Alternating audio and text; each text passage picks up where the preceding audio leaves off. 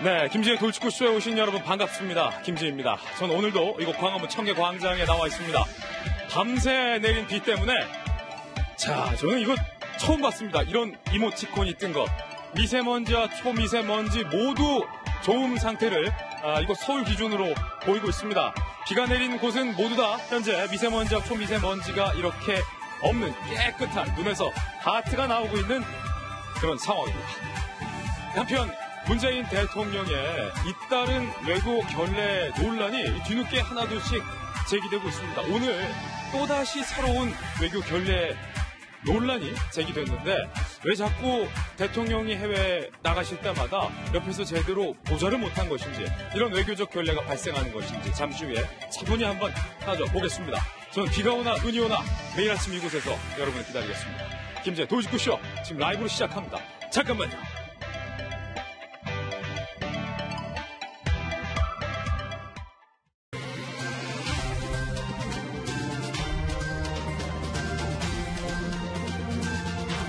신문 읽어주는 남자입니다. 기억하십니까? 포항에서 발생했던 지진. 수능 시험까지 연기할 정도의 지진이었는데 알고 보니 그 지진이 자연적인 지진이 아니라 인재였던 것으로 드러났습니다. 지열 발전소 때문이었습니다. 동아일보입니다. 강도 3.1 지진에도 점검 없이 계속 포항 땅속에 물을 주입했다는 거예요. 지열 발전을 위해서 정부 조사단이 포항 지진은 인재로 결론을 냈습니다. 충격적인 반전입니다. 부지 선정 때 아예 단층 정밀 조사조차 없었다는 것. 지열 발전소가 결국에 수능 시험까지 미뤘던 그 대형 지진을 촉발했던 겁니다. 정부와 발전소를 향한 손해배상 소송, 줄소송이 현재 예고되고 있습니다. 이번엔 다음 신문입니다. 조선일보입니다.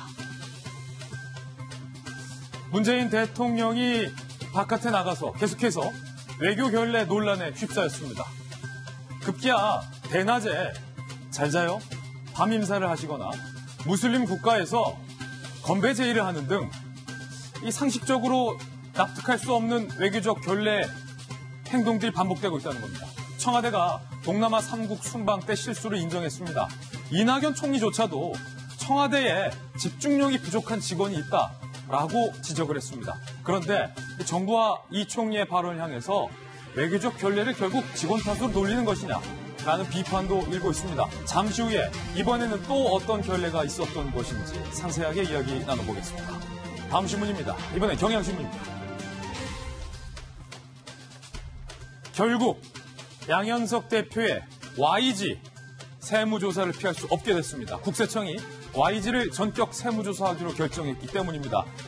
양현석 대표가 실제로 소유하고 있는 클럽에서 탈세를 한 것 아니냐, 세금 탈루 의혹이 불거졌기 때문인 것이죠.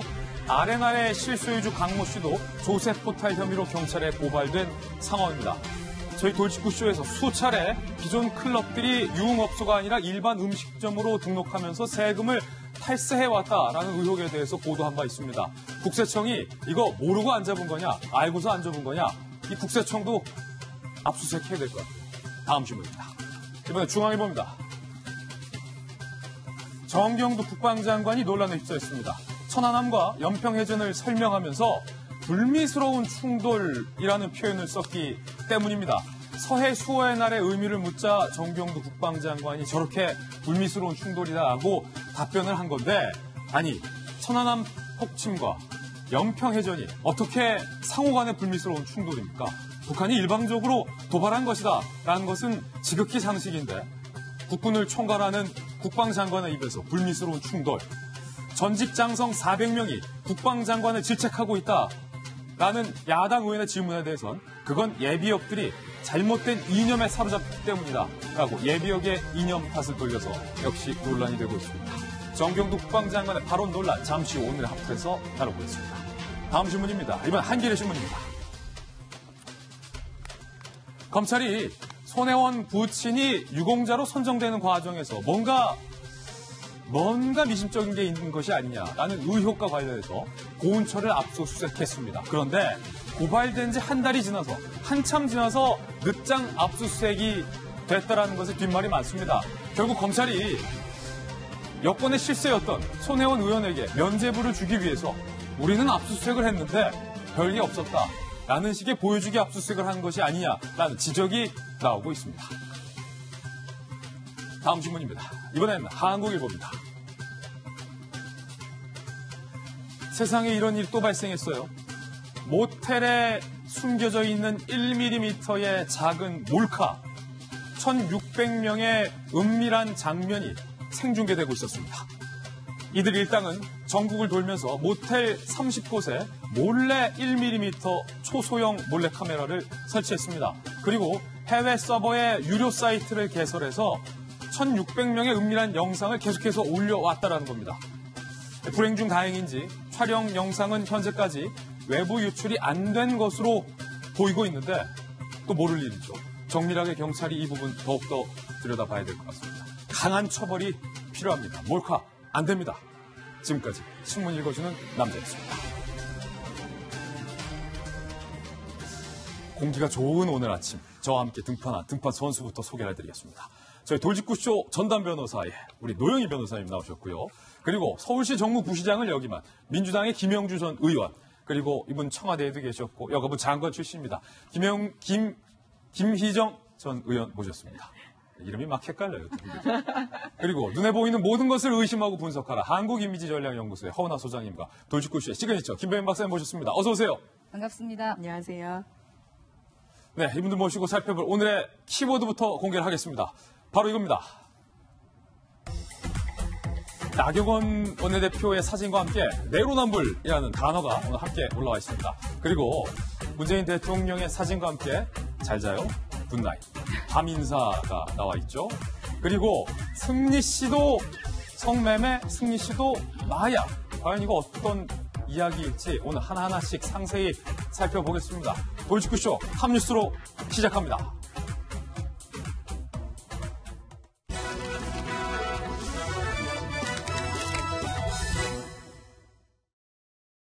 네, 탑뉴스 주제부터 전격 공개를 하겠습니다. 바로 이겁니다. 어제 정의당 원내대표의 비교섭단체 대표 연설이 있었는데 자유한국당 의원들이 그 연설 도중에 집단 퇴장하는 일이 벌어졌습니다. 여당은 이거 내로남불이다라고 즉각 비판하고 있는데요. 그 장면부터 저희가 발빠르게 취재했습니다. 살펴보시죠.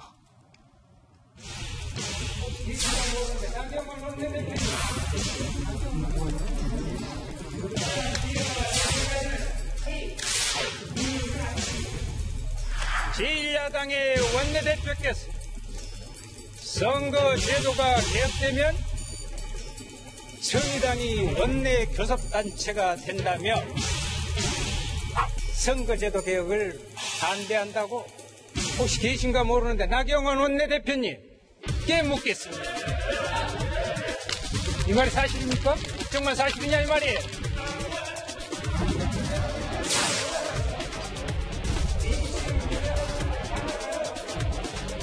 난 사실 연설문 못 읽어봤는데요.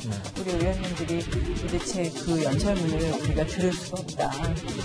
그래서 우리의 사실 항의의 표시로 퇴장했습니다.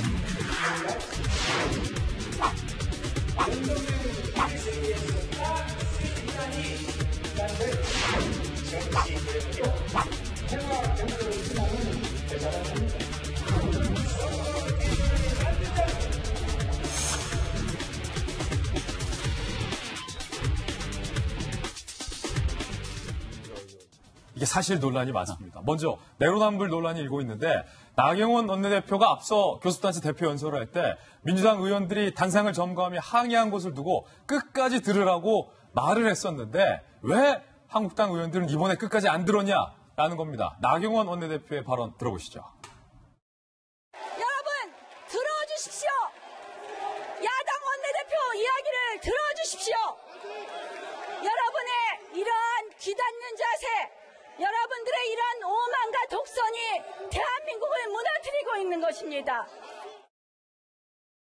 김영주 의원님 확실히 들어달라라고 강력하게 호소를 했었는데 이번에는 정작 본인들은 안 들으셨어요? 글쎄요. 12일 날 본인이 귀 닫는 자세, 오만과 독선 그걸 그대로 이번에 며칠도 안 지났는데 이렇게 본인 스스로가 그야말로 퇴장을 했다라고 하는 것은, 그것도 연설 3분 만에 했다라고 하는 것은 실제로 전형적인 내로남불이. 내로남불이다. 정말 그동안에 10일 날 있었던 연설을 통해서 그동안에 너무 조용했던 나경원 대표에 대한 지지가 많이 올랐어요. 근데 만약 어제 나경원 대표가 자기 당 의원들을 그 자리에 앉아 있으라고 얘기했다면 싫더라도 들으라. 오히려 그렇게 훈육했다면. 얘기했다면 정말 나경원 대표는 바로 대선 후보 갑니다. 저는 그렇게 아쉽게 생각합니다. 예. 그리고 저렇게 만약 된다면 정말 대정부 지비를 왜 하며 실제로 외국처럼 해야 돼요. 저렇게 앉아있을 이유가 없습니다. 지금 아무도 없고 또 본 대정부 질의 자체도 거의 듣지도 않은 상태들. 영국처럼 그야말로 자기가 의원이 하고 싶은 얘기하면 당사자 총리나 말하자면 장관 불러서 하면 훨씬 더 효율적일 수 있는데 이렇게 말하자면 비교섭 단체 연설도 사실은 정부를 대해서 물어야 되는데 자기 할 얘기하고 듣기 싫으면 다 나가고 예. 그야말로 민주주의의 전당인 국회가 매우 오만하고 독선적이고 기닫는 자기 말만 하고 빠지는 그런 것으로 된다면 과연 우리 아이들에게 뭘 보여줄 수 있을까? 굉장히 안타까운 장면이고 나경원 대표가 굉장히 큰 어른이 될 수 있는 기회를 놓쳐서 저는 아쉽다. 그렇죠. 김영주 의원이 만약에 제가 원내대표였다면 앉아서 들으라고 얘기했을 거예요. 한국당 의원들에게 예. 한 사람도 빠지지 말고 나가지만 앉아. 야유를 보내더라도 앉아서 해라. 그렇게 얘기를 해야죠. 내로남불 논란이에요, 확실히. 그런데 또 일각에서는 윤소아 원내대표의 발언에 부적절성 논란까지 일고 있습니다. 바로 이 발언 때문입니다. 미국을 방문하여 완전한 비핵화가 되기 전까지는 제재 완화를 해서는 안 된다고 정형한 바 있지요. 아니 결과적으로 북미 회담에 죄를 뿌린 거 아니에요. 도대체 왜 이런 일을 하고 다니는지 알 수가 없습니다. 윤소아 원내대표의 발언대로라면 북미회담 결렬의 모든 탓이 나경원 원내대표에게 있다. 이런 발언이에요. 논란이에요. 저도 사실 어제 한국당에서 좀 듣기 싫은 얘기라도 끝까지 더 듣고 나서 그 내용에 대한 논평을 하는 게 또 국민들에게 더 많은 박수를 받지 않았을까 하는 아쉬움은 있습니다. 퇴장하지 말았어야 됐다. 네. 그런데 그럼에도 불구하고 윤소아 대표님의 발언과 관련돼서는 몇 가지 문제점이 있습니다. 방금 보신 것만 해도 그렇다면 대북 제재가 풀리지 않은 상태에서도 그냥 우리는 일방적인 퍼주기를 해야 된다라는 건지 거꾸로 묻고 싶습니다. 예. 그러면은 과연 우리 국민들은 뭐가 되는 건가요? 더군다나 지금 윤소아 대표님이 대변하고 있다는 정당이야말로 가장 아픈 그런 우리 사회의 구석진 소외 계층을 대변하고 있는 정당이라고 자임하고 있지 않습니까? 그런데 그 계층이 가장 먹고 살기가 어렵다라는 경제 지표가 나오고 있는데 그들을 돌보는 발언은 한마디도 하지 않고 오로지 북한을 도와야 된다라는 식으로 또 한국당이 재뿌린 것처럼 말씀하시는 게 과연 적절한 그 발언인지 문재인 대통령을 향해서 이제 외신들이 북한의 수석 대변인 아니냐라고 얘기를 했는데 만약에 그런 외신들이 윤소아 대표님의 발언을 더 관심 있게 들었다라면 수석 대변인에 이어서 이제 새로운 대변인 한 명 더 나왔다라고까지 얘기할 그런 상황이지 않은가라고 생각을 합니다. 그리고 저는 이제 퇴장한 거에 대해서는 아쉬움이 있다라고 말씀을 드렸습니다만 분명히 의사 진행에 대한 방해가 있었는지 없었는지에 대한 차이는 있다는 말씀을 드리고 싶습니다. 뭐냐 하면 나경원 원내대표가 발언을 할 때는 의장 단상을 여당 의원들이 점거를 해서 국회에서의 의사 진행 자체가 되지 않도록 방해를 한 바가 있습니다. 그리고 또 하나는 물리력을 동원했다라는 거죠. 몸으로 막 나가가지고 발언을 막고 막 그렇게 했기 때문에 국회에서의 원내 교섭단체 대표 연설이라는 연설 자체가 중단이 되지 않았습니까? 그런데 어제 나간 행위는 이제 박수 받을 수 있는 행위는 아니지만 적어도 의사 진행을 방해한 것은 아니었습니다. 그래서 그런 부분에 있어서는 차이가 있다. 그리고 또 하나는 어제 했던 비교섭 단체 연설은 야당 대표에게 질문하는 자리가 아니라 이제 정부를 향해서 질문하는 자리거든요. 근데 나경원 원내대표님하고 질문을 하면 언제 벌써 그 한국당이 여당이 돼서 나경원 원내대표님이 총리입니까? 그래서 이 정부에 다 해야 되는 질의라는 국회의 기본 원칙을 어긴 그 비교섭 단체 연설이었다라는 말씀을 드리고 싶습니다. 그런가 하면 어제 또 민주당과 이번에 한국당이 운영이 지각을 두고서 한바탕 공방이 있었습니다. 국회 곳곳에 제대로 돌아가는 게 없습니다. 들어보시죠. 회의를 시작하겠습니다. 제2차 국회 운영위원회를 개회하겠습니다.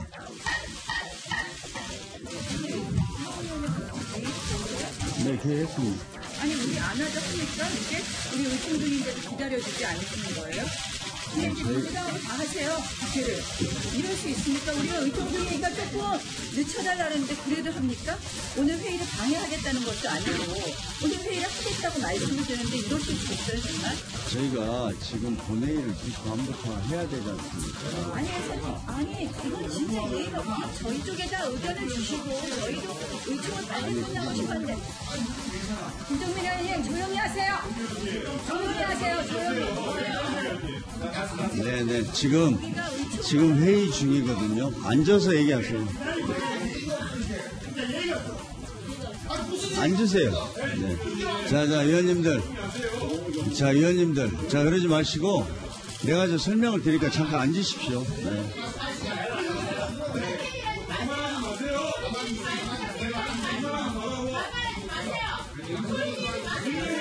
네네. 네, 잠시 정회를 선포합니다. 김변 박사님, 이것도 네. 무슨 일이에요? 어제 국회 운영위원회가 있었는데 한국당이 좀 늦게 들어갔다고 합니다. 그러니까 한국당이 의원총회라고 있는 과정이기 때문에 얼마든지 조율을 통해서 조금 늦게 시작하는 것들에 대한 양해를 할 수가 있는 상황인데 저 자리에서 중요하게 있었던 것은 국회 입법조사처장에 대한 임명 표결을 하기로 한 자리였다고 얘기를 해요. 여기서 제1야당이라고 할 수 있는 한국당이 돌아오지 않는 상황에서 표결하게 되면 문제가 있을 수 있으니까 이것은 한국당이 오지 않는 상태에서 이렇게 진행하는 것이 말이 되냐라고 얘기를 했고 홍영표 원내대표 입장에서는 2시 반에 본회의를 개회해야 되니 시간을 마냥 늦출 수가 없다라고 얘기를 했던 것 같습니다. 근데 국회라고 하는 부분들은 여당이 있고 야당이 있고 충분하게 이견이 다른 부분들을 합의를 통해서 조정해가는 역할을 진행하는 곳인데 본회의장에서의 연설도 마찬가지고 이렇게 운영위도 그렇고 결국 여당과 야당이 계속 파행으로 이루어지는 것들이 국민에게는 큰 도움이 되지 않는다라고 하는 지적들이 많이 있는 것 같고요. 이 모든 일들에 대한 근원은 바로 총선이 1년도 채 남지 않았기 때문에 그렇습니다. 조금 있으면 보궐선거가 진행되고 총선까지 시간이 촉박한 과정 속에서 여당과 야당이 첨예하게 맞붙게 되는 상황들은 앞으로 우리가 국회에서 계속 목도할 수밖에 없는 상황일 것 같습니다. 예. 어제 국회에서 있었던 일, 발리에서 있었던 일도 아니고 국회에서 많은 일이 있어서 첫 소식으로 여러분께 전달해드렸습니다. 이번엔 저희가 준비한 두 번째 이슈를 공개합니다. 바로 이겁니다. 어제 문재인 대통령이 말레이시아 순방 때 말레이시아 정상에게 인도네시아 언어로 인사를 건넸다라는 외교적 결례에 대해서 저희가 처음으로 보도를 해드렸는데 오늘 새로운 외교 결례 논란이 불거졌습니다. 어제 그게 다가 아니었던 겁니다. 일단 직접 영상으로 만나보시죠. Selamat malam, selamat malam, selamat malam.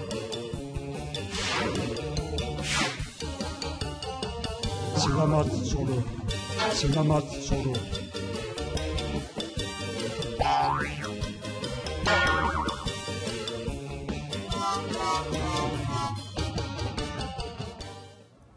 이번엔 대낮에 잘 자요, 굿나잇 인사를 한 겁니다. 이것도 듣는 사람 입장에서는 참 황당했을 법한 인사입니다. 바로 이렇게 한 겁니다.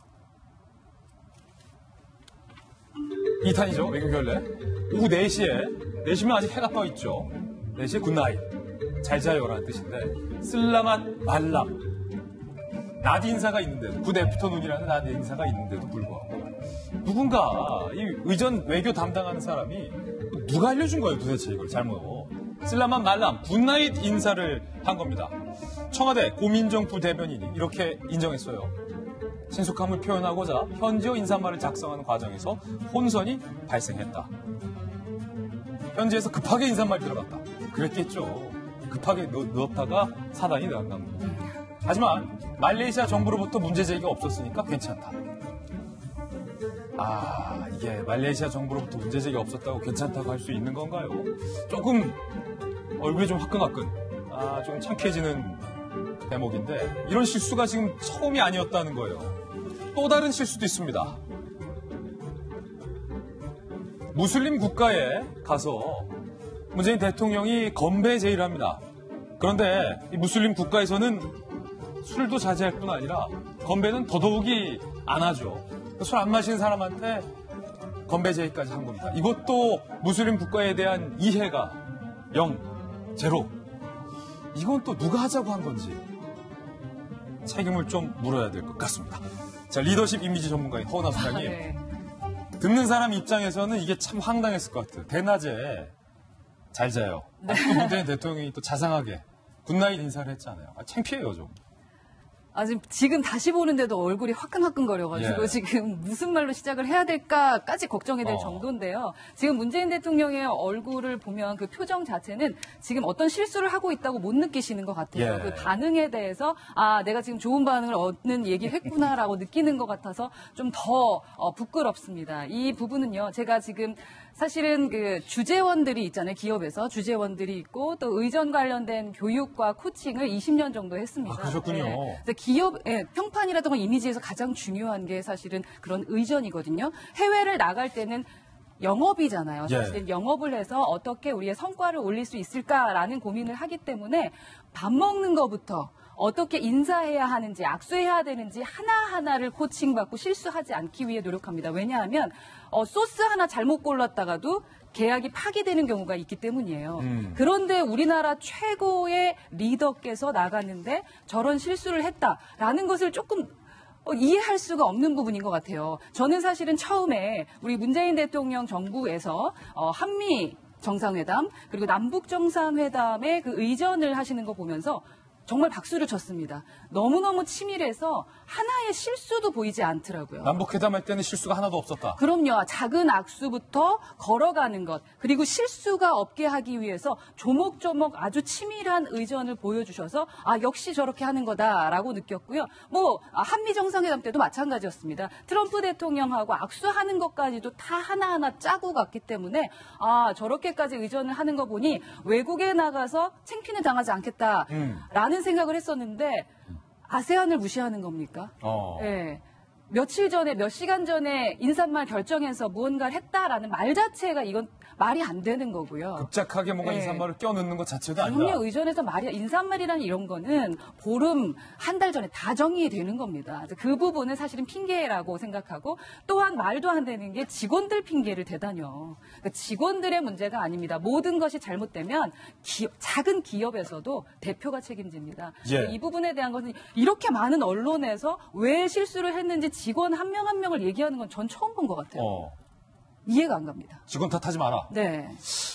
나라별로 이번에 논란이 된 외교 결례를 한번 정리해봤습니다. 함께 보시죠. 먼저 체코입니다. 작년 11월 외교부가 공식 트위터 계정에 26년 전에 국가명이 체코슬로바키아로 표기했던 것. 그리고 브루나이, 무슬림 국가죠. 브루나이 국왕 만찬에서 술 안 마시는 분들에게 건배사와 건배 제의를 했던 것. 그리고 말레이시아, 방금 보셨듯이 총리와의 공동 기자회견에서 인도네시아어로 인사를, 대낮에 잘 자라고 인사를 하는, 또 밤에는 낮 인사를 건넸다고. 캄보디아, 청와대 공식 페이스북 계정에 캄보디아를 소개하면서 웬 대만 사진까지 게재해서 대만도 기분 나쁘고 캄보디아는 더 기분 나쁜 황당한 일이 계속해서 벌어지고 있다는 겁니다. 이 모습을 지켜본 이낙연 총리가 한숨을 내셨습니다. 이낙연 총리가 아주 낮은 목소리로 이렇게 이야기했습니다.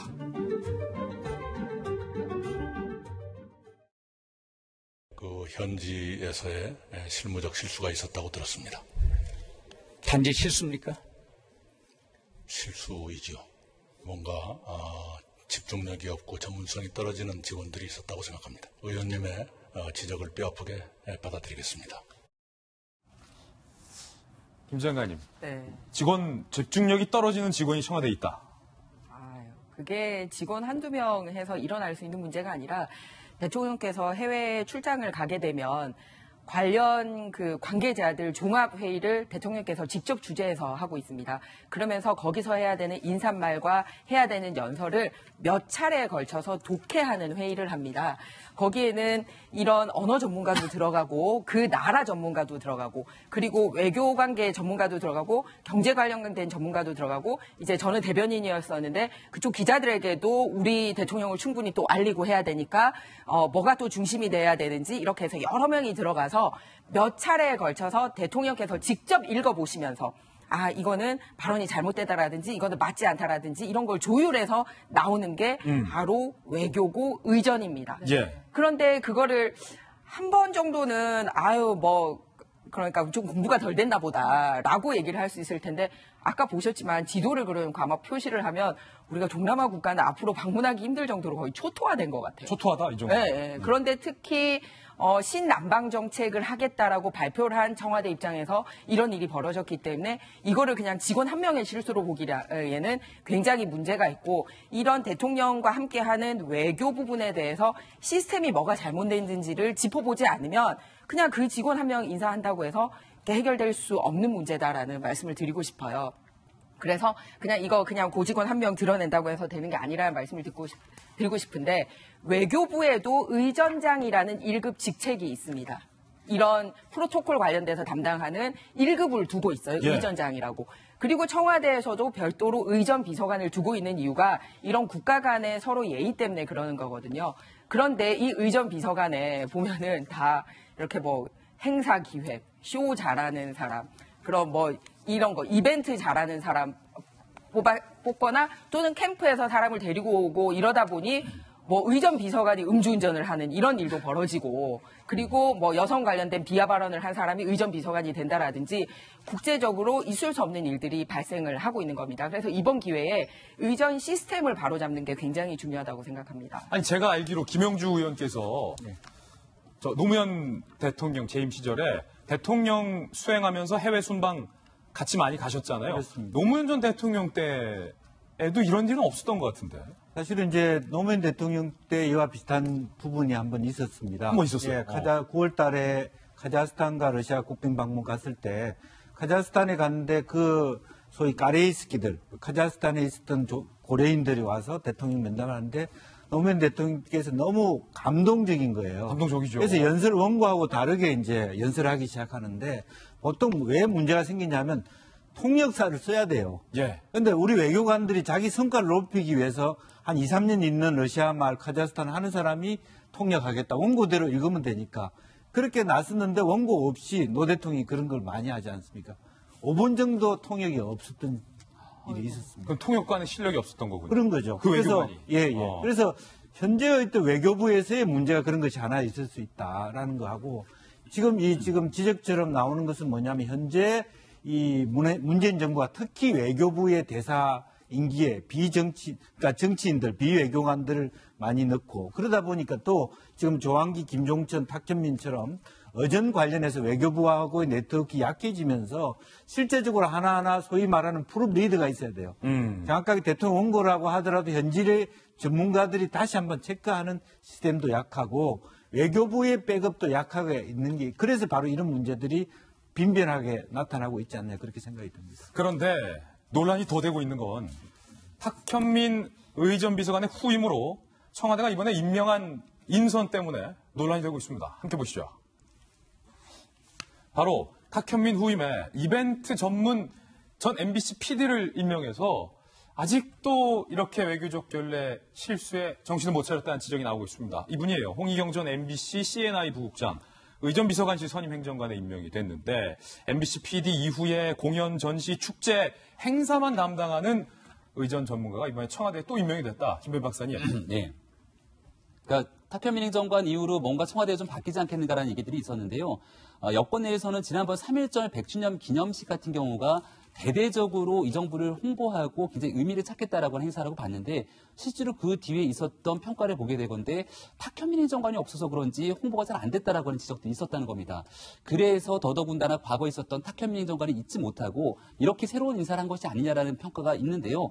지금 외부에 나가서 있게 되는 대통령의 의전 문제에 대한 여러 가지 실수들이 대한민국에서 아주 오랫동안 경력을 쌓아놨던 전문 외교관들이 있음에도 불구하고 그들의 도움을 제대로 받지 못했기 때문에 일어난 것이 아니냐는 지적이 있거든요.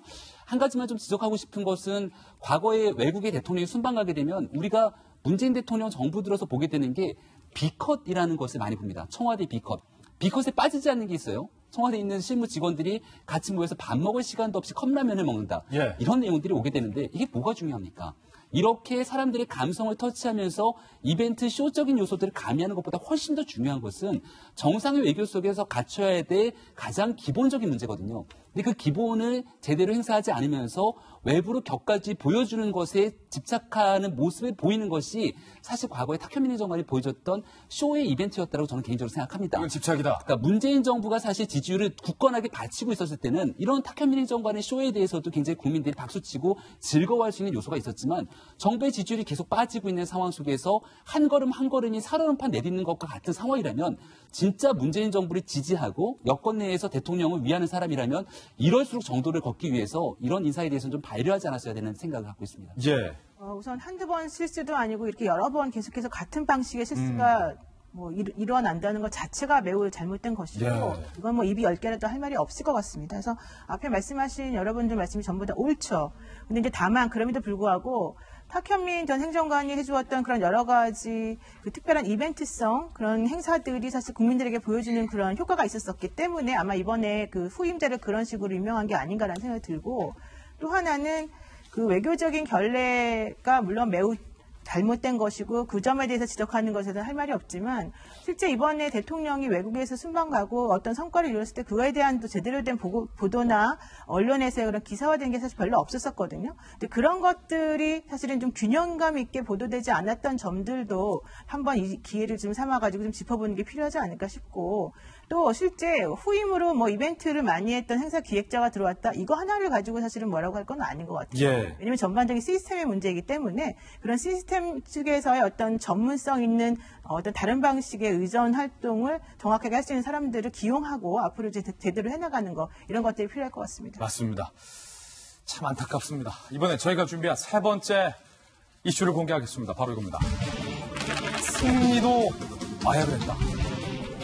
경찰이 이 진술을 확보한 것으로 확인됐습니다. 그리고 더 나아가서 승리가 또 다른 장소에서 또 다른 시점에 성매매를 알선했다라는 진술도 경찰이 확보한 것으로 드러났습니다. 조금 전 정준영 씨가 영장실질심사에 출석을 했습니다. 그런데 본인이 뭔가 입장문을 준비했어요. 입장문을 발표했는데 어떤 메시지를 정준영이 조금 전에 밝혔는지 조금 전 화면부터 바로 만나보시죠.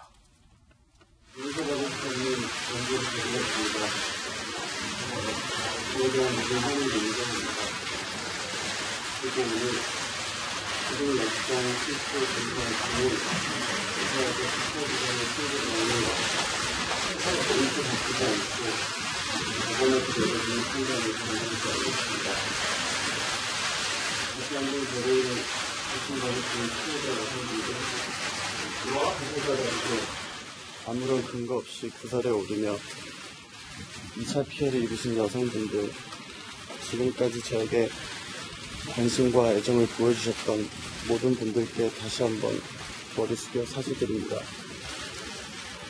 앞으로도 수사 과정에 성실히 응하고 제가 저지른 일에 대해 평생 반성하면서 살아가겠습니다. 네, 죄송합니다. 카톡방에 동영상 올리셨는데 여성분들한테 동영이 물리고 쓰신 거 맞나요?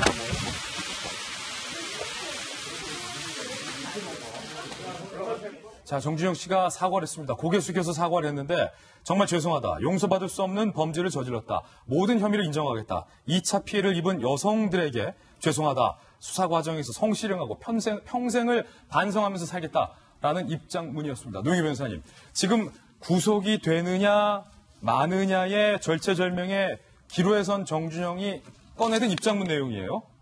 자, 구속될까요, 안 될까요?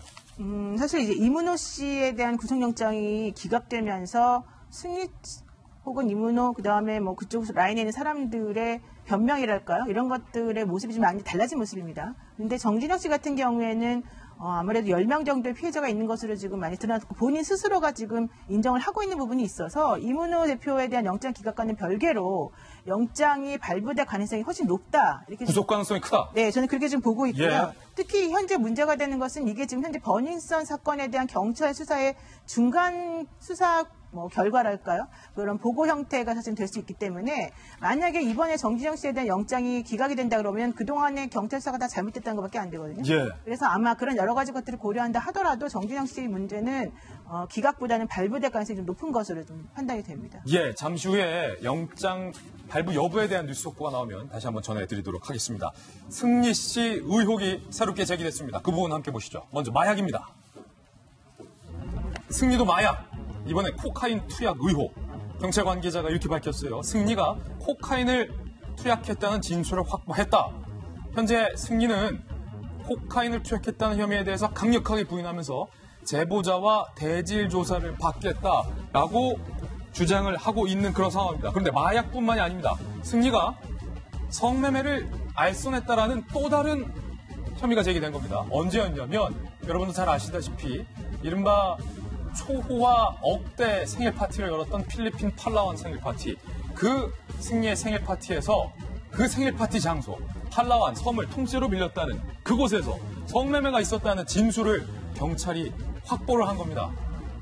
여성을 동원한 남성을 조사했고 여성들도 현재 조사 중이다. 2년 전 승리의 생일 파티에서 과연 무슨 일이 벌어진 거고 누가 왔던 걸까요? 이른바 물개라는 표현이 저기서 나왔죠. 물 좋은 게스트. 승리는 초대 손님을 이렇게 분류했습니다. VIP는 일본, 중국, 동남아를 활동하고 있는 재력가들, 그러니까 본인의 사업에 돈을 댈 수 있는 사람들을 본인의 생일 파티에 초대를 하면서 게스트들을 초대했는데 게스트는 1팀, 2팀 모두 여성이었어요. 1팀은 유흥업소 종사자들이 갔고 룸살롱의 상무도 저기 동행했다라는 사실이 확인됐어요. 2팀은 모델 대회 출신, SNS 스타 등등이 물 좋은 게스트로 1팀과 2팀으로 나뉘어서 초대가 됐는데 저 여성들이 성매매에 동원이 됐다라는 진술을 경찰에 확보했다라는 거예요. 승리 생일 파티에 참석했던 여성은 이렇게 얘기했습니다. 물개만 있으면 모든 비용을 내겠다고. 10% 업소 언니들도 저 장소에 있었다. 그리고 또 다른 여성은요. 왕복 항공료, 리조트, 숙박료 거의 뭐 1,000만 원대 아닙니까? 고가의 샴페인 등 술값도 모두 공짜였다라고 현재 밝히고 있는 그런 상황. 김정 장관님. 이게 지금 국면이 달라지는 건데 만약에 저 필리핀 팔라완 생일 파티에서 이른바 업소에서 일하는 여성들까지 동원이 됐는데 그 장소에서 성매매가 있었다면 이것은 이야기가 달라지죠. 네, 맞습니다. 사실 저 생일 파티로 인해서 한 가지가 제일 확실해진 게 뭐냐면은 승리가 버닝썬과 아주 직접적인 관련이 있다라는 부분이었습니다. 버닝썬 사건이 처음 터졌을 때 선을 긋고 갔거든요. 마치 자기는 아무것도 몰라요. 뭐 그냥 바지 사장에 뭐 이런 식으로 했는데 사실은 저기서 모든 투자자들을 섭외하고 기획하는 모든 일이 이루어졌다라는 거잖아요. 그리고 성매매까지. 그렇죠. 그런데 그 방식이 뭐였냐. 예. 그 투자를 유치하는 방식이 뭐였냐에 있어서도 역시 가장 죄질이 나쁘고 그 성적 인신매매에 해당되는 성매매를 통해서 버닝썬에 대한 투자가 이루어졌다라는 거기 때문에 이 부분에 대해서는 확실한 이제 진술까지 나온 상황이기 때문에 참여했던, 왜냐하면 이제 여권 관련돼서 조사를 하면 출국자 명단을 확보를 할 수가 있습니다. 그렇군요. 그렇습니다. 왜냐하면 참여자 명단을 확보를 할 수가 있죠. 그리고 또 비행편을 보면은 그 시기에 저 장소에 갔던 사람들을 알아낼 수 있습니다. 그러니까 이제부터는 경찰이 그런 것까지 다 해서 소위 피해자일 수 있는 사람과 가해자일 수 있는 사람을 분리해서 얼마만큼 조사하는지는 의지에 따라서 달라질 수 있다는 말씀을 드립니다. 그리고 지난번 성매매 관련돼서 카톡에서 뭐 아는 사업자에게 뭐 A 여성, B 여성, C 여성 사진 보여주면서 이렇게 성매매를 유도하는 듯한 그런 카톡들이 있지 않았습니까? 그때도 그냥 인터넷에 떠도는 사진이다라고 피해갔지만 이번에는 실제 여성들이 저 장소에 갔기 때문에 그런 식의 핑계로는 피해갈 수 없다. 통하지 않는다. 그리고 성 관련 범죄 중에서 성매매는 인신매매이기 때문에 굉장히 재질이 악하다. 그래서 경찰이 향후 이 부분에 대해서 성의를 가지고 수사했으면 하는 바람입니다. 물론 조심스러운 상황입니다. 분명히 성매매가 있었는지 없었는지를 아직 단정적으로 결론을 지을 수 없다는 것 재차 말씀드립니다. 경찰이 이 부분에 대해서 인지를 하고 현재 내사 중인 단계다라는 것 부연 설명해드리겠습니다. 그런데 승리와 관계된 주변인들 사이에서 자꾸 성매매 이야기가 나옵니다. 이번엔 승리의 버닝썬에서 일을 했던 중국인 애나도 성매매에 관여했다는 진술이 나왔어요. 버닝썬 직원이 이렇게 얘기한 겁니다. 애나는 관광객을 VIP 룸으로 데려가는 것은 물론이고 성매매를 도와서 하루 수천만 원을 벌었다. 이른바 애나가 마약을 먹고 마약을 유통했던 것뿐만 아니라 포주 역할을 했었다라는 진술이 나왔습니다. 그런가 하면 승리의 동업자이자 박한별의 남편인 유인석 대표도 성매매 의혹이 지금 제기됐거든요. 그런데 이런 입장을 냈어요. 윤 총경에게는 어른스러운 충고를 받으며 많이 따른 거다. 청탁은 없었다. 청탁에 대해서 부인했죠. 경찰총장 언급도 그냥 우리 수준이 그 정도예요. 두 번째 해명했죠. 세 번째 핑계. 특히 이 박한별 씨 남편인 유인석 대표가 엑스녀를 2명 보낸다. 그러니까 방송에서 저희가 말로 언급할 수 없는 상당히 저질적인 단어예요. 엑스녀 2명 보낸다. 라는 문자를 보낸 사실이 확인이 됐는데 이에 대해서 모두 농담입니다. 그러니까 성매매, 성접대, 알선과 관련돼서 농담이다. 라고 입장을 밝힌 건데 노영희 변호사님, 승리, 애나, 유인석 모두 다 아니다 하고 있어요.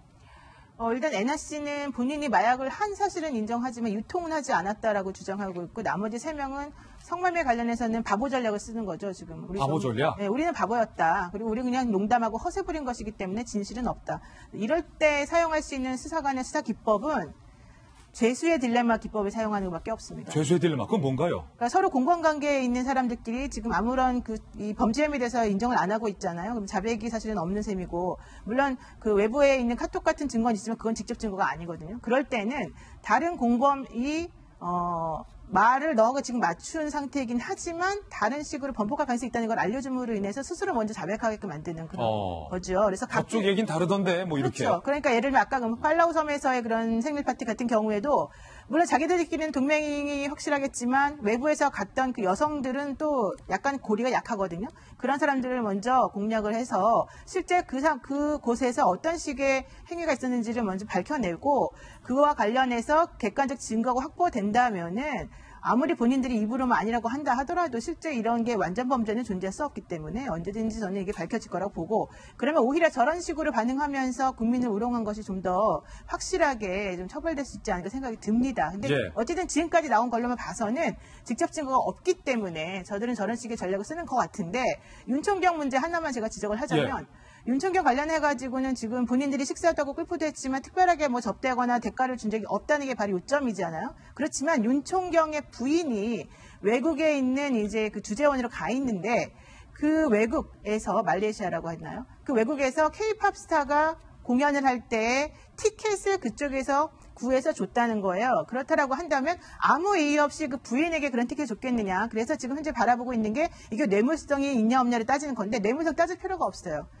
김영란법으로 처벌하면 되는 거죠. 바로 처벌 가능하다. 왜냐하면 뇌물성을 따지게 되면 대가성이 있었느냐 뭐가 있었느냐 이걸 다 따져야 되니까 복잡하지만 티켓 구해준 것은 무조건적으로 김영란법으로 처벌이 가능하기 때문에 일단은 김영란법으로 처벌할 수 있다는 걸 알려주고 그런 식으로 처벌이 된다면은 윤총경이나 윤총경 부인이 어떤 식의 불이익을 당할 수 있을 것인가가 본인들이 이미 알기 때문에 윤총경님이 너무 훌륭한데 내가 그냥 이렇게 이용했을 뿐이다라고 하는 식의 거짓말은 더 이상 용납할 수 없게 되는 겁니다. 네, 더 이상 국민을 좀 우롱하지 않았으면 좋겠고 여론전을 더 이상 펼지 않았으면 좋겠다라는 생각이 듭니다. 정말 파워가 있구나라는 건 느껴집니다. 총리도 경고했고 대통령 말씀까지 있었어요. 그런데도 그 분이 맞나요? 그 놈이라고 하잖아요. 놈과 분 얘기할 때 그분은 기각이 됐습니다. 얼마만큼의 파워가 있는 건가라는 생각이 들고요. 사실 이제는 애한테도 미안해집니다. 제가 애한테 너 대학 가면 엄마 한번 클럽 한번 데려다 주라. 엄마도 거기 한번 구경 좀 해보자. 이런 얘기 했었었거든요. 제가 무슨 말을 한 겁니까 대체.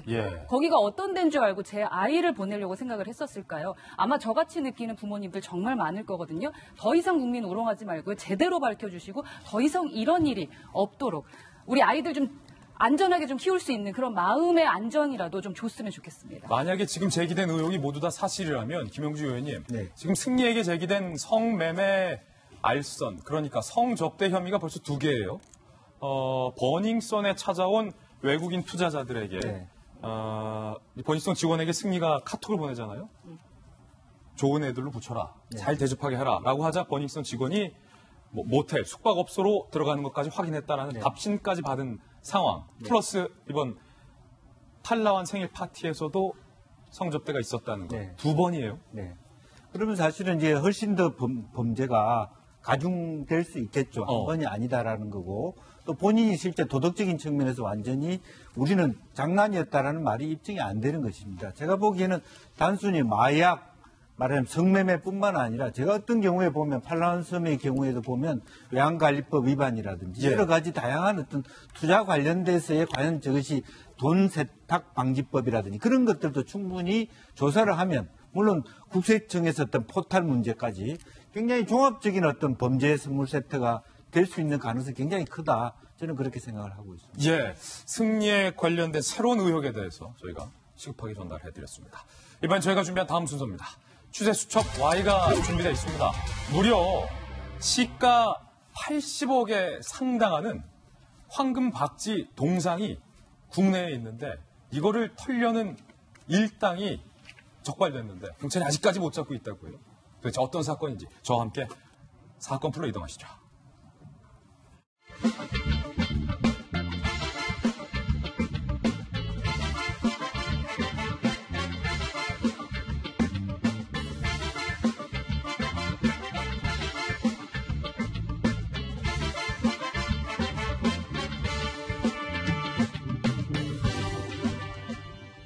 저희 도지쿠쇼에서만 만났어요. 도지쿠쇼 수사반장 백지영 팀장 모셨습니다. 어서 오세요. 네, 안녕하십니까. 그리고 노 변호사님도 함께하겠습니다. 자, 저는 어렸을 때 봤던 이 노래가 이 사건을 접했을 때 떠올랐습니다. 바로 이 노래입니다.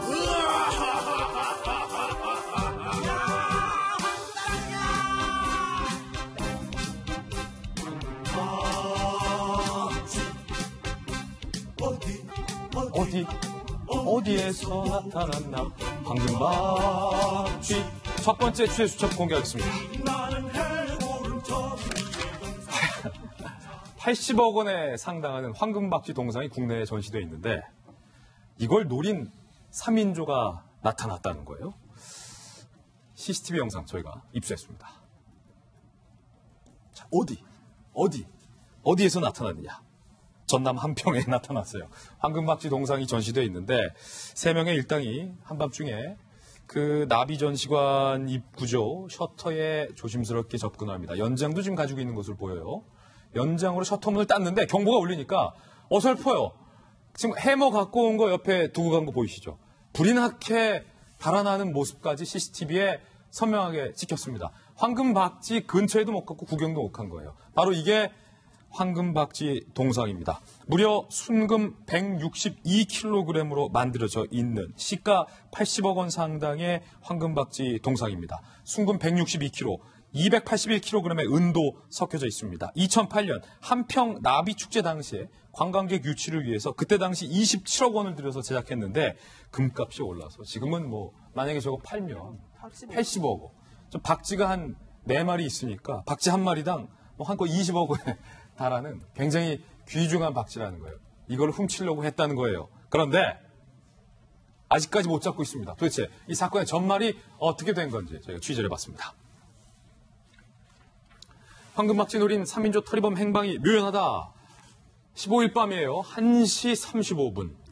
전남 한평의 황금박쥐 생태 전시관. 신혼 미상의 남성 3명, 얼굴을 가린 채 내부 침입을 위해서 출입문을 파손해 셔터문을 열었어요. 근데 경보장치가 울리자 걸음한 날 살려가 그대로 도주를 했어요. 일당 중 1명은 취재해보니까 타고 왔던 차량으로 도주했고 2명은 또 걸어서 도주했어요. 여기서부터 뭔가 이들이 어설프다.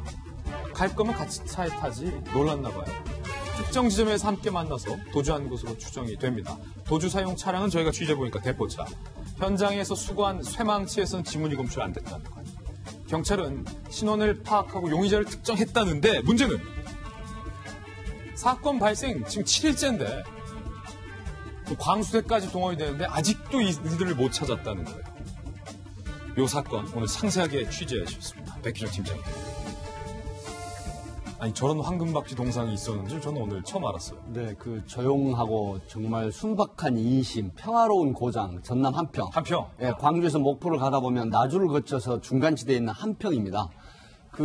지금 제가 좀 취재를 했었는데요. 예. 사실 광주 원정 그 조폭대 최관호 전남청장이 이제 그 광주청하고 같이 또 협조를 해서 그 성과를 냈었던 예. 최관호 청장인데 이 지금 유미진 한평 서장이 여자 경찰관입니다. 예. 근데 굉장히 섬세하면서도 업무의 추진력이 대단하다고 지금 알려져 있더라고요. 그렇군요. 그래서 지금 15일 날 새벽 1시에 이게 발생을 했는데 한평서가 사실은 정말 조용한 치안이 확보가 돼 있는 그런 조용한 시골 농촌이거든요. 그런데 이 거대한 한평 나비축제 때문에 만들어놓은 지금 아까 80억이라고 하셨는데 금값이 좀 올라서 85억 정도 나간다고 합니다. 벌써 5억이 올랐어요. 네. 그래서 이게 지금 한평 경찰서에서는 상당히 중요한 그 이슈 사건이기 때문에 전남청장의 지시로 강역수사대, 전남청 강역수사대 20여 명의 베테랑 수사관을 이제 보태서 지금 수사를 하고 있는데 예. 제가 보면은 도둑은 오합지졸 같은데 경찰은 왜 아직 7일째가 돼도 못 잡느냐 하는데 사실 제가 실무를 경험했던 사람을 좀 말씀을 드리고 네. 싶습니다. 이게 이제 추적을 하면 CCTV가 있고 블랙박스가 있고 하니까 금방 잡힐 것 같지만 이 사람들이 현재 생활 반응이 전혀 없어요. 그래요? 그러니까 뭐 지금 특정이 됐거든요. 3명이. 가족들, 지인하고 통신 다 끊어버리고요. 아, 누군지 알고 있다는 거죠? 네네. 그리고 이제 그 신용카드라든가 뭐 어떤 병원을 이용하거나 약국을 이용한다거나 이런 생활 반응이 전혀 없이 완전 지금 잠수를 타버립니다. 예. 경찰 용어로 완전히 잠수를 타버린 건데 이 부분에서도 지금 연고선이 있는 곳이라든가 여러 가지 그 형태에 응거하는 곳에 지금 잠복을 며칠째 하고 있습니다. 그렇다고 하면 발생이 지금 15일 새벽 1시면 날짜로 봐서는 6일밖에 안 됩니다. 조금 기다려주시면 체포할 가능성이 100%다. 저는 이렇게 보고요. 예. 지금 그 세계 경찰 기구 인터폴이라든가 형사 정책학계에 보고된 거 보면 한국 경찰이 세계 검거율 1위입니다. 이건 통계로 나와 있습니다. 예. 하기 때문에 지금 만 6일밖에 안 지났는데 왜 아직도 못 잡느냐 하는 건 너무 지금 그 현실을 모르고 하시는 말씀 같아서 네. 조금만 좀 기다려주시면 좋은 결과를 내지 않을까 싶습니다. 제가 좀 급했군요. 이 황금 박쥐의 가치에 대해서도 좀 저희가 한번 취재를 해봤습니다. 우리나라에 실제로 예전에 황금 박쥐가 서식을 했었다고 해요. 1999년 한반도에서 멸종으로 알려졌던 황금 박쥐가 바로 이 한평 대동면 일대에 서식하는 것이 확인이 됐다고 해요. 그래서 황금박쥐 동상을 만든 셈이죠. 2007년에 27억 들여서 제작을 했는데 지금 뭐 85억, 뭐 90억까지도 갈 수 있다. 상당한 가치라는 건데 제가 걱정되는 건 노영희 변호사님. 이들 일당이 3인조가 저 황금박쥐를 노렸단 말이에요. 조금만 더 이 사람들이 어설프지 않았더라면 어쩌면 도난당할 수도 있었던 약간 보안이 좀 허술한. 그건 아닌 것 같아요. 그건 아니에요. 왜냐하면 이게 순금이 162kg이고요. 못 들어가. 은이 281kg이고 합쳐가지고 거의 한 400kg 되지 않습니까? 예. 3명이 400kg 어떻게 됩니까? 해모 하나 들고 가서. 예. 기본적으로 저건 있을 수 없는 얘기고 앞에 있는 문을 부시고 들어가서 그러니까 절단하고 들어갔죠. 그 자물쇠 같은 거를. 그리고 들어가서 이거를 들어 올리니까 50cm 들어 올리니까 경보음이 울렸다는 거잖아요. 그리고 결과적으로는 못 들어갔는데 안에 들어가봤자 방탄 강화율이에요. 예. 할 수 있는 게 사실은 없었던 거죠. 근데 제가 봤을 때 이렇게 무모한 행동을 왜 했을까 참 이상한데 이 황금 박쥐 상은 처음에 제작할 때 27억 원 정도 들었다고 하는데요. 보험료가 1,600만 원이래요, 한 해에. 보험료가. 네, 그래서 당시 이걸 만들었을 때 엄청나게 비난을 많이 받았습니다. 예. 이렇게 비싼 돈 들여서 해야 되냐. 근데 결과론적으로 금값이 엄청 올라가지고 오히려 지금은 훨씬 나아졌다. 역시 금인가요? 그렇죠. 역시 예. 금이. 저는 그때 팔았는데 너무 안타깝습니다. 중요한 거는 더 중요한 거는 이게 지금 절도냐 많이 파셨나 봐. 많이 팔았어요. 절도냐, 뭐 야간 주거침입 절도냐, 특수절도냐 세 가지가 문제가 되는데 네. 한밤중에 이런 특수 장치를 이용해가지고 손괴해서 절도를 하려고 하는 건 특수절도고요. 이런 경우는 미수범도 처벌됩니다. 예. 근데 특수절도 같은 경우는 1년에서 10년 사이의 징역이에요. 3명이서 했는데 이들이 한 번만 이랬을까? 이전에도 그랬을까? 이걸 좀 따져봐야 되긴 하겠지만 잡아봤자 사실은 그렇게까지 또 많이 큰 죄를 또 받지 않을 가능성이 좀 있어서 미수라. 이거는 조금 참 재미있는 그런 범죄, 이건 미안한 말이지만 예. 그런 범죄가 아닌가 생각이 듭니다. 저는 이제 우리 돌직구쇼가 지금 그 앞에만 따서 사공신시 프로그램이라고 하거든요. 사실 팩트, 신속, 공정, 그리고 풍부한 시사상식을 전달해주는 돌직구쇼에서 사공신시. 예, 사공신시 이거 좀 기억해 주시기 바랍니다. 그런데 이게 지금 이 도둑들이 저는 개인적으로 상당히 좋은 효과를 주는 한평문으로 봐서는 면이 있어요. 홍보 효과가 있죠. 자, 이게 황금박쥐 전국에서 모르는 분들이 대다수였습니다. 저도 몰랐어요. 근데 한평축제에 거의 100억이 가는 황금박쥐만, 나비축제가 아닌 황금박쥐만 보려고 아마 전국에서 관광객이 이 뉴스로 인한, 이 돌직구쇼의 보도로 인한, 이 그 토크로 인한 광고 효과가 엄청납니다. 예. 그렇다고 하면 한평 군수가 우리 돌직구쇼에다가 감사장이라도 전달할 정도예요. 예. 이게 아이템을 선정했기 때문에. 일단 도둑부터 그래서 좀 저는 잡고. 제가 볼 때 도둑은 반드시 잡힙니다. 그래서 잡고. 전국에서 이 한평의 나비축제 또 예. 황금박쥐 100억 상당이 나가는 황금박쥐를 보려고 정말 그 쇄도하는 그런 어떤 관광객들이 올 걸로 예상을 해서 한평군에서는 이게 때 아닌 그런 돌발 사건이지만 예. 긍정적인 효과도 있다. 다만 한평경찰 전남청장은 이거 빨리 신속하게 검거를 해서 지금 코너에 몰리는 경찰관들 조금 이신 좀 세우셨으면 하는 바람입니다. 하나 추가해서 말씀드리면 이렇게 비싼 거를 전시해 놓는 이 전시장에 CCTV가 화질이 너무 낮아요. 저화질? 저화질이래요. 그래서 이번을 뭐 계기로 해서 고화질을 바꾼다고 하는데 보험료를 조금 더 올려야 되죠. 이제 8, 90억이니까 예. 옛날 걸 기준으로 하면 안 되니까. 그러니까 보험료를 좀 올리고 그다음에 CCTV를 또 바꾸고 해가지고 가치를 좀 더 높이는 게 필요할 것 같습니다. 맞습니다. 두 분의 조언을 또 한편군에서 잘 들으려고 기대를 해보겠습니다. 이 지역 축제들이 사실은 활성화되면 참 좋아요. 그렇습니다. 전체를 위해서도. 자, 이번에 두 번째 취재 수첩 사건입니다. 이것도 좀 재밌습니다. 블랙머니라고 하시면 여러분들 다 아실 겁니다. 그런데 이번 사건은요, 그린머니입니다. 이게 뭐냐면, 겉으로 볼 때는 까맣고 녹색의 그냥 종이일 뿐입니다. 그런데 이것을 화학약품을 뿌리거나 기계에 살짝 넣으면 달러나 지폐로 순식간에 둔갑을 하는 정말로 어둠의 돈입니다. 일단은 이 그린머니, 블랙머니에 대해서 저희가 영상 하나를 준비했는데 이것부터 보시고 사건의 전말을 함께 살펴보겠습니다. 이런 겁니다. 자, 지금 보시면 그냥 검정색 종이들이죠. 원래는 그린머니가 아니라 블랙머니가 이 어둠의 일당들이 사용하는 거예요. 그런데 이 검정색 색종이를 기계에 넣자, 자, 눈 크게 뜨시고 보시기 바랍니다. 뭔가 그 안에서 화학적 작용들이 일어나죠. 자, 원래의 모습, 선명한 달러들이 줄줄이 모습을 드러내고 있습니다. 그러니까 검은 돈을 은닉하기 위한 수단으로 불법 세력들이 화학약품을 이용해서 위장하는 수단으로 썼던 것이 바로 이 블랙머니였습니다. 그런데 이 블랙머니와 유사한 사건이 서울 명동에서 우리나라에서 발생한 겁니다. 사건의 전말 함께 보시죠. 색종이를 $100로 황당한 그린머니 사기. 이번에는 지폐가 그러니까 그린, 녹색이었다는 얘기겠죠. 지난해 12월 라이베리아 국적의 외국인 A씨가 대기업 건설회사에 재직 중인 한국인 B씨에게 저는 피터 브라운이고요. 미국의 외교관입니다. 라고 사칭하는 이메일을 발송합니다.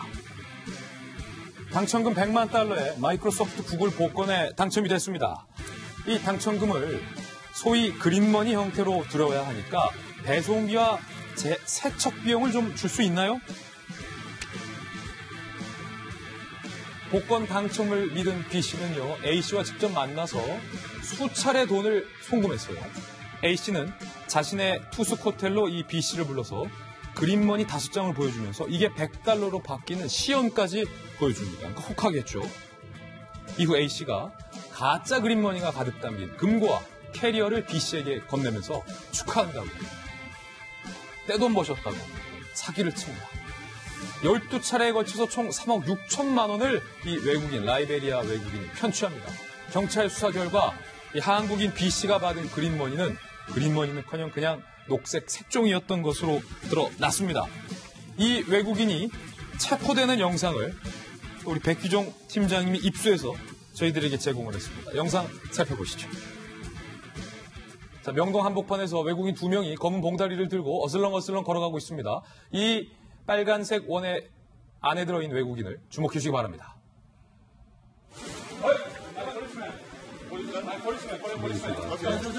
Hey, don't move. Okay. Come on, move. You have the right to remain silent.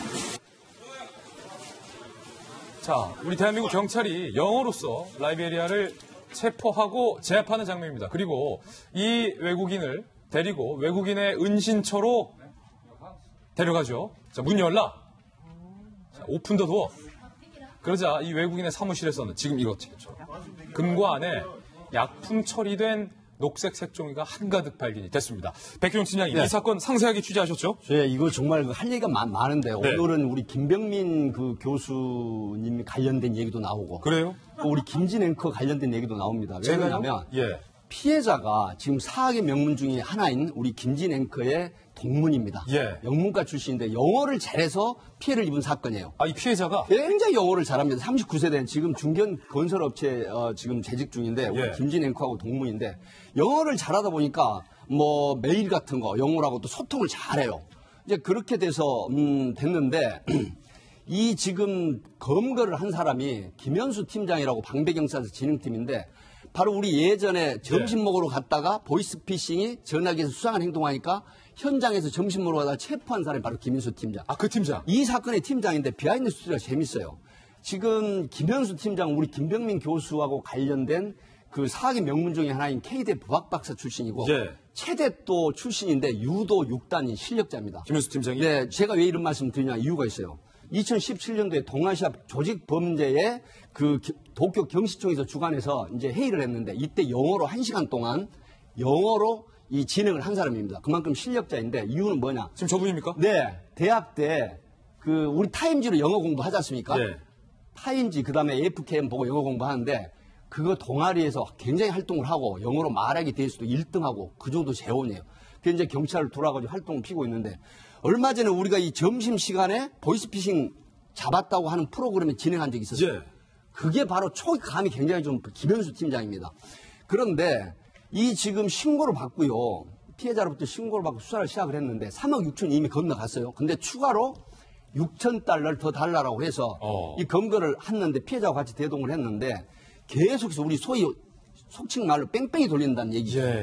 이 라이베리아인이 계속 눈치를 챘어요. 그래서 돌렸는데 도저히 이제 만남이 안 되니까 이 김현수 팀장이 머리를 씁니다. 야, 지금 라이베리아 국적은 명동을 가보면 틀림없이 있을 거다라고 해서 명동에서 무작위로 지나가는 흑인을 보고 이제 본명은 말 안 하겠습니다. 마이클이라고 선정을 할게요. 마이클 그러면 돌아보지 않은 거예요. 근데 40번째 이 범인, 라이베리아 범인이 마이클 그러니까 Why call me? Yes 이렇게 이제 대답을 한 거예요. 그래요? 그리고 보통 사람들이 인지하고 잡은 게 아니구나. 지나가다가 자기 이름을 부르면 무의식적으로 돌아보는 거예요. 그걸 체포를 해가지고 이제 영어로 이제 저렇게 우연히 잡은 거예요? 미란다 원칙 고지하고 우연이 아니라 엄청난 노력을 했죠. 그렇게 돼서 체포된 비하인드인데 우리 보통 사기를 당하면 어떤 게 있냐? 지금 블랙머니, 그린머니 있지만 우리가 국권 사기를 또 많이 당하잖아요. 전 정권에서 국권을 엄청 가지고 있는데 이걸 신권으로 변환을 시켜서 좀 돈을 벌여야 된다라고 해가지고 사기를 저도 직접 강남에 있을 때 이 사건을 수사를 해봤는데 그렇군요. 보통 이 소탐 대시를 한다는 말이 있어요. 바둑에서 나온 얘기지만 사실 4억 6천의 돈이 건너갈 정도면 의심을 한번 해봤어야 되는데 이분이 애교관이다라고 하는 측면을 인식을 하고 또 영어도 잘하고 또 메일로 보니까 또 통화를 하면서 화상 통화를 하는 거 보니까 너무 사람이 순박해 보이는 거예요. 그러니까 그대로 비빌리브 믿어라 이렇게 돼버린 겁니다. 그래서 결국은 이런 피해를 당했는데 가족이 더 현명했어요. 이 피해자의 가족이 야 아무래도 이상하다. 3억 6천이 건너갔는데 또 6천 달러를 달라고 하는 건 이건 분명히 범죄다. 라고 해서 그래서 이게 신고가 돼가지고 인지한 사건인데 저는 이 김현수 팀장 보면 정말 촉이 있다. 그래서 경찰이 정말 국민을 위하고 피해자를 위하는 이런 마음으로 저런 촉이나 감을 발동을 하고 또 정말 그 어떤 착안을 했잖아요. 40번째 끈질기게 흑인은 40명째 이름을 불러서 체포를 하는 이런 기발한 수사 기법도 개발을 했다라고 하는 측면에서 칭찬을 하고 싶습니다. 김현수 팀장이 애쓰셨어요. 노희 변호사님, 그런데 여기서 궁금한 건 이게 피해자가 과연 단순 피해자로 볼 수 있느냐라는 의문이 드는데 분명히 이 흑인이 이 범죄인이 그린머니 시연을 보여주면서 그린머니가 가득 담긴 돈을 건넸다는 거예요. 이분도 이게 미심적인 돈인 줄 알고 받은 정황, 이분도 좀 처벌이 될 수 있는 거 아닙니까? 일단 뭐 예상치 못한 질문이긴 하지만 글쎄요, 이게 좀 외국 돈이기 때문에 만약 우리나라 돈 같은 경우에는 외국환 거래법 위반이 좀 어떻게 될 가능성도 있겠지만은 이 외국 돈이라고 한다면 사실은 좀 어떻게 될지 모르겠습니다. 그래서 그 부분과 관련해 가지고는 좀 확인을 해봐야 될 필요가 있고요. 지금 팀장님이 말씀하신 백기령 팀장님이 말씀하신 그 마이클 불러서 뒤돌아보니까 잡았다. 그거는 심리학적 용어로 칵테일 파티 효과라고 하는 겁니다. 그러니까 저렇게 말씀 나오실 줄 알았습니다. 칵테일 파티 효과라고 하는 거는 칵테일 파티를 하다 보면 너무 시끄럽지만 자기 이름이나 자기와 관련된 얘기가 나오면 귀가 쫑긋하면서 잘 들리는 거거든요. 그러니까 본인 이름이 나오면 누구라도 어쨌든 간에 그 선택적으로 그러한 자극에 반응하게끔 되기 때문에 피해자가 키가 180이고 흑인이다라고 하는 말만 듣고 사실은 저기 가서 저렇게 했다는 것 자체가 매우 특이하고요. 그러네요. 또 하나는 라이베리아인이죠. 저 사람만 있는 게 아니라 공범이 있대요. 공범이? 예, 공범에게 사실 돈도 같이 보냈다라고 하기 때문에 근데 공범이 누군지 지금 밝히고 있지 않습니다. 그래서 공범까지 만약에 확인이 되게 되면 이게 어쩌면 국제범죄의 소지까지 있는 것으로 지금 판단이 되어서 피해자가 단순 피해자 인 것으로는 보입니다만 어쨌든 피해자도 사실은 아주 완벽하게 순수한 피해자라고 보기는 좀 어렵기 때문에 그런 부분들을 조금 감안해서 이 사건을 좀 들여다봐야 될 것 같습니다. 예, 오늘 두 가지 사건, 아주 흥미로운 사건들 두 분과 함께 명쾌히 풀어봤습니다. 감사드립니다. 노변은. 네, 이번엔 저희가 준비한 다음 순서입니다. 오늘의 핫플 시간인데요. 오늘은 과연 어떤 분들이 핫플 4인방에 선정이 됐을지 그 4인방부터 직접 만나보시죠.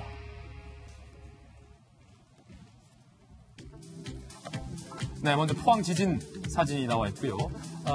그리고 김현철 통일부 장관 후보자, 그리고 퍼건슨 감독, 그리고 이희진 씨입니다. 어떤 사연인지 하나씩 소개해드리겠습니다.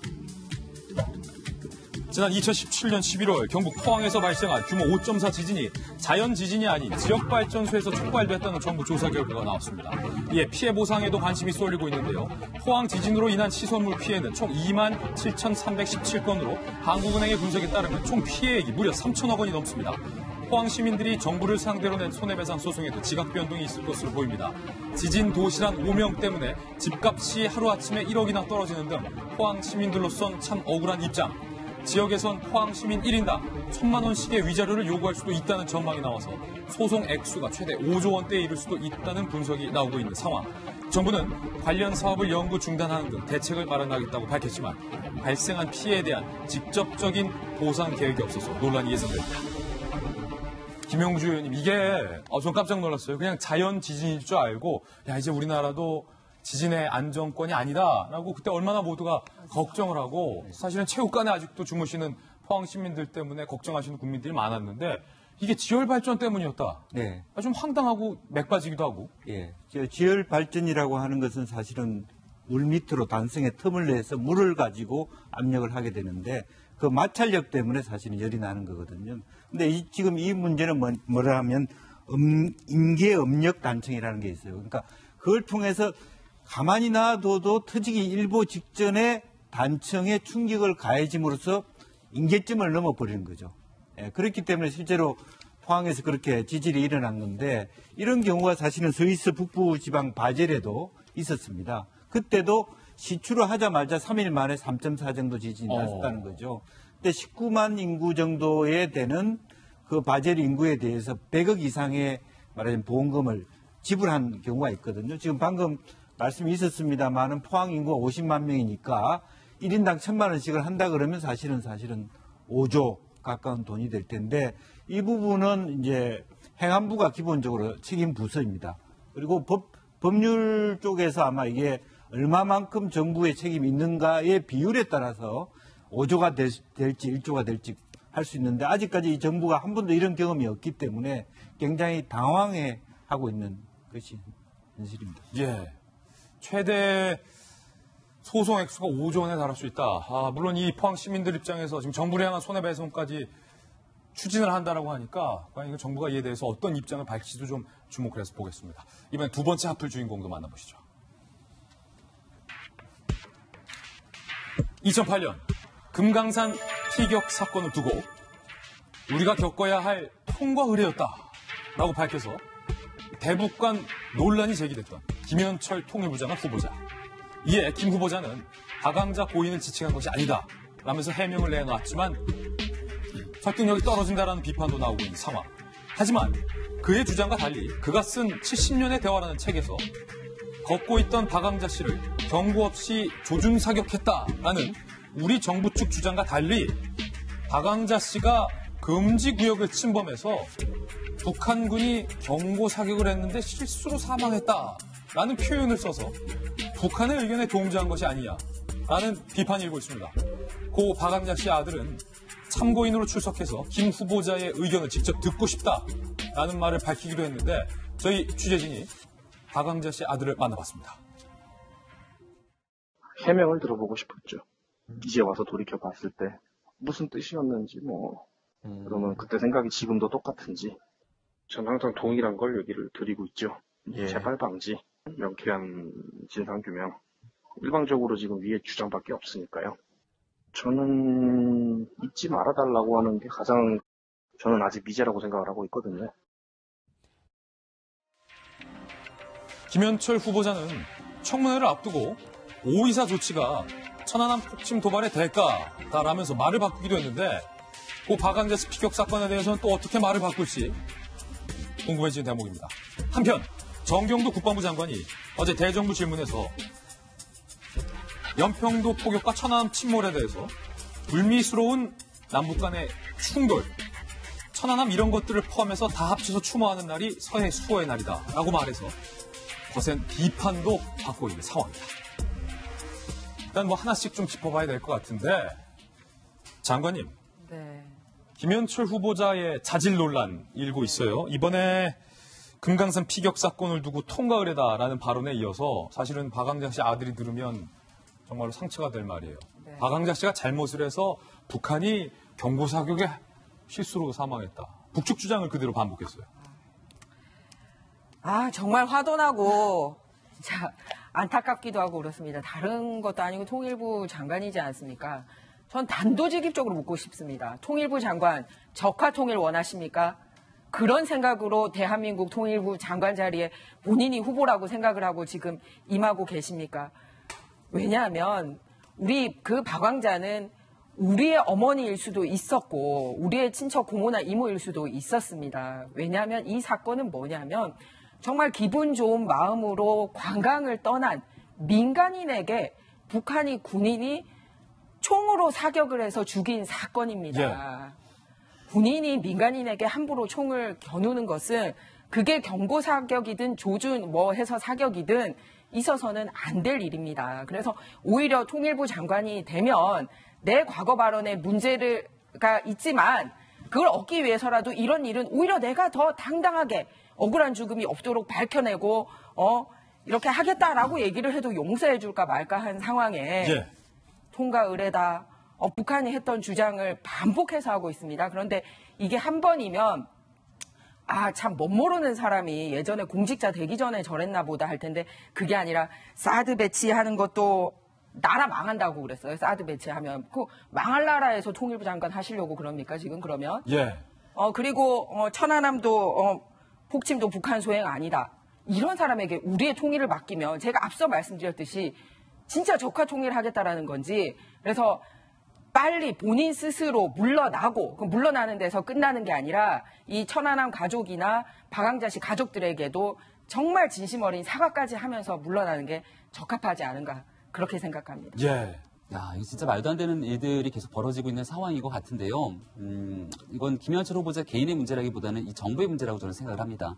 어제 대정부 질문 과정에서 이낙연 총리가 김현철 후보자에 대한 이야기를 물었을 때 여러 후보자 중에 제일 나았다라는 표현을 쓰게 되죠. 사실상 국무총리가 제청하고 대통령이 임명하게 돼 있는 상황에서 이낙연 총리가 제청했을 거라고 사실 많은 사람들이 생각하지는 않습니다. 그럼에도 불구하고 저런 얘기를 이낙연 총리가 한다는 건 이 정부가 김현철 후보자를 통일부 장관을 시켜서 무슨 일이 있든지 간에 남북 간의 관계를 끌고 가겠다라고 볼 수가 없는 것 같은데요.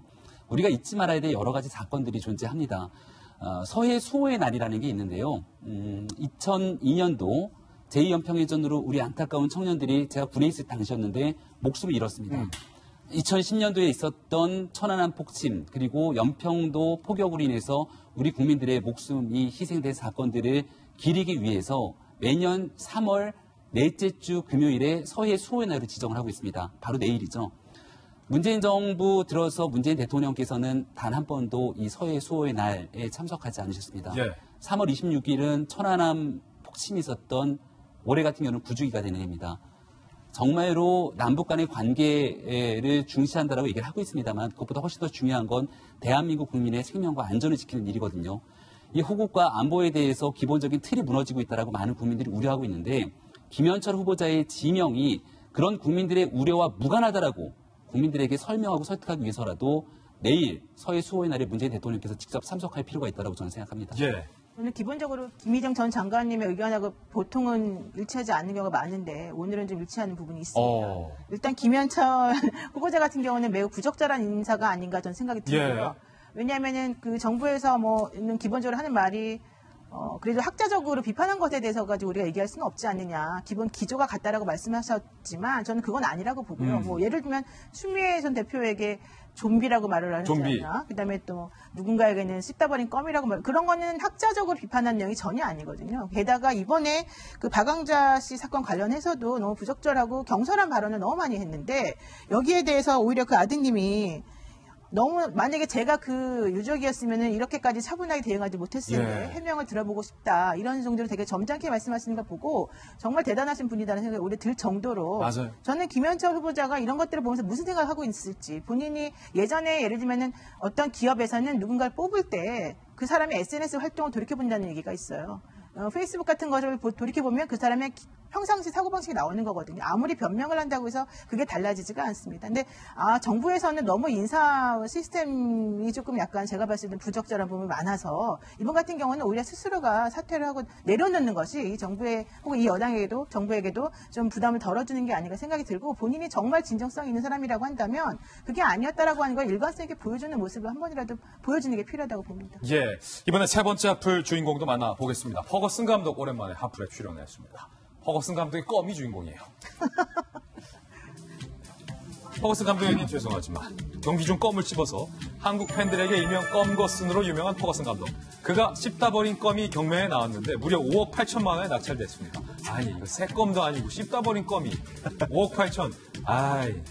허거슨은 26년 감독으로 있으면서 총 1,500경기를 소화 적어도 3,000개의 껌을 씹었던 것으로 추정되고 있습니다. 그의 유별난 껌 사랑에 껌을 씹는 속도도 허거슨의 심리를 알 수 있다라는 말이 나올 정도였습니다. 이 씹다 버린 껌이 왜 이렇게 귀한 거 아니? 그가 은퇴 전 마지막 경기에서 씹었던 껌이라는 점 때문입니다. 팬들로서는 소장 가치가 충분하다고 느낀 거죠. 허거슨의 껌은 2013년 5월 19일 허거슨 경의 마지막 껌이라는 문구가 들어있는 장식장에 이렇게 성대하게 보관 중입니다. 이 껌의 판매 금액은 메뉴 파운데이션에 기부될 예정이라고 합니다. 한편 손흥민의 슈퍼카가 화제입니다. 최고 시속 300km의 슈퍼카를 여러 대 보유하고 있는 것으로 알려져 있는데 손흥민의 차고에서 가장 비싼 차량은 페라리에서 제작된 라 페라리, 가격은 18억 원. 라이벌 아스널의 팀 컬러인 빨간색을 피하려고 검정색으로 주문을 했다기도 합니다. 주국 2억의 사나이, 추정 연봉 100억 원에 달하는 재력에 걸맞는 손흥민의 초특급 슈퍼 차고였습니다. 아니 그런데 저는 좀 손흥민 이럴수록 약간 좀 현대기아차도 좀 타고 그런 모습 보여주면 좋을 것 같아요. 돈 많이 벌었다고 또 슈퍼카 많이 타고 뭐 자유지만 아쉬워요. 해외에서 일하고 있으니까. 그러니까. 저희가 넘어갈까요? 조금, 그분은 넘어가고요. 껌 얘기를 좀 해야 될 것 같은데. 껌. 껌 얘기. 스토리텔링이 어디서든 무조건 중요하다라는 얘기를 해보고 싶고요. 예전에는 우리가 영웅을 영웅화했는데 이제는 유명인을 영웅화하는 시대입니다. 그래서 셀럽들의 파워가 커지는 이유이기도 하거든요. 기존에는 이제 그 셀럽이 연예인이었어요. 그래서 마이클 잭슨 아시잖아요. 마이클 잭슨 장갑이 경매로 됐을 때 5억에 팔렸고요. 마이클 잭슨 투어 복장이 3억에 낙찰이 됐어요. 근데 장갑 우리나라에서 만든 골프 장갑입니다. 거기에다 크리스탈 박은 게 그렇게 비싸게 팔렸어요. 마릴린 monroe의 복장 해피 버스데이 드레스라고 하는데 그게 55억 6천 달러에 낙찰이 됐었거든요. 그래도 그런 것들을 이렇게 좀 전시라도 할 수가 있는데 지금 껌이 엄청난 비용에 팔렸잖아요. 그런 거 보면 이제는 연예인에서 셀럽이 스포츠 쪽으로 가고 있는 게 아닌가라는 추측도 드는 시점입니다. 껌이라면 역시 허거슨 껌. 광고 멘트가 스토리가 있어야지 그 껌에도 힘이 있는 겁니다. 늘 씹으셨기 때문에. 혹시 모르니까 우리 시청자분들도 오늘부터 열심히 껌 씹으시기 바랍니다. 그렇죠. 네 번째 하플 주인공 이희진 씨입니다. 이희진의 부모를 살해한 후 카톡으로 모친 행세까지 했던 범인 김 씨가 실제로 이희진의 동생을 직접 만났던 것으로 밝혀졌습니다. 김 씨는 숨진 어머니 황 씨의 휴대폰으로 이 씨 동생에게 아들아 내가 잘 아는 성공한 사업가가 있으니 만나봐라 라면서 자신이 그 사업가인 척을 했고 이달 초 한 식당에서 실제로 만났다는 건데요. 이에 김 씨는 범행을 사죄하기 위해 만났다라고 주장하고 있지만 경찰은 신빙성이 떨어진다고 보고 추가 범행을 계획한 것으로 의심하고 있는 상황. 대체 두 사람이 만난 이유는 무엇이고 만나서 어떤 구체적인 대화가 오간 건지 여부가 수사에 큰 영향을 미칠 것으로 보입니다. 한편 김 씨가 숨진 이 씨 아버지 소유의 벤츠 승용차를 훔친 사실까지 추가로 확인이 됐습니다. 저희는 60초 광고 후에 오늘의 힐링 뉴스로 돌아오겠습니다. 잠시 후 저와 함께 힐링하시죠. 오늘 힐링 뉴스의 주인공은요. 일리노이주에 사는 5살 소년 로건 브린슨이 주인공입니다. 이 소년이 5살의 도서관장님이 됐다는 사연이에요. 무슨 얘기고 하니 평소 책 읽기를 좋아하는 꼬마 로건이 최근 이사온 동네에 도서관이 없다는 사실을 알고 낙담을 한 거예요. 그래서 로건이 직접 집 앞에 이렇게 도서관을 만들었습니다. 책을 빌려가세요, 읽으세요, 그리고 반납해 주세요 라고 귀엽게 썼죠. 새 집에 이 소식이 알려지면서 이 어린 로건 소년의 아이디어에 감명받은 전 세계 지지자들이 책을 기부하기 시작했어요. 그래서 여태까지 기부된 책이 무려 2천여 권. 동네 어린아이들은 이 로건 때문에 뭐 신이 났다고 합니다. 5살 도서관장 로건은 다음 단계를 준비 중이라고 해요. 동네 중앙광장에 2번째 간이 도서관을 만드는 게 꿈이라고 합니다. 이 뉴스를 보면서 이거 5살짜리가 만들었겠어요. 아빠가 다 만들어줬겠죠.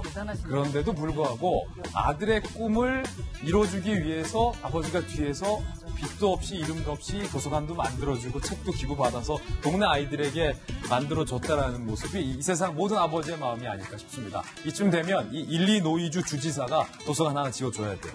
그게 맞는 겁니다. 후속 소식이 있으면 저희가 또 새롭게 보도해드리겠습니다. 오늘 저희가 준비한 소식 모두 다 전해드렸습니다. 저희는 내일 아침 9시 15분에 더욱더 풍성한 소식 들고 여러분께 인사드리겠습니다. 오늘 하루는 분명 어제보다 나을 겁니다. 좋은 하루 되십시오. 고맙습니다.